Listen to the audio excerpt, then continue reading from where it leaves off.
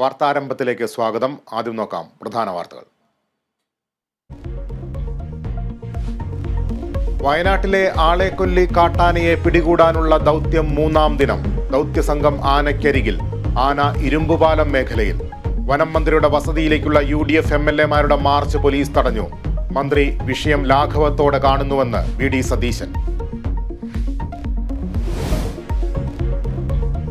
കണ്ണൂരിൽ കടുവ കമ്പിവേലിയിൽ കുടുങ്ങിയത് കൊട്ടിയൂർ പന്നിയാമലയിലെ സ്വകാര്യ വ്യക്തിയുടെ പുരയിടത്തിൽ. കടുവയെ കൂട്ടിലാക്കാൻ ശ്രമം.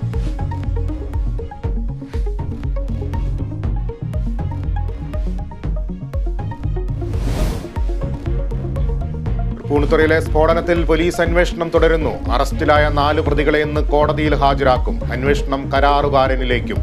പരിക്കേറ്റ 4 പേരുടെ നില ഗുരുതരമായി തുടരുന്നു.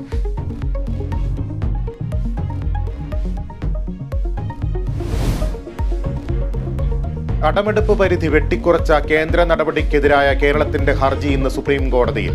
അടിയന്തരമായി കടമെടുക്കാനുള്ള അനുവാദം നൽകണമെന്ന ആവശ്യം. സാമ്പത്തിക പ്രതിസന്ധിക്ക് കാരണം കേരളത്തിന്റെ ധനകാര്യ മാനേജ്മെന്റിലെ പരാജയമെന്ന് കേന്ദ്രം. മസാല ബോണ്ട് കേസിൽ തോമസ് ഐസക്കിന്റെ ഹർജി ഹൈക്കോടതിയിൽ.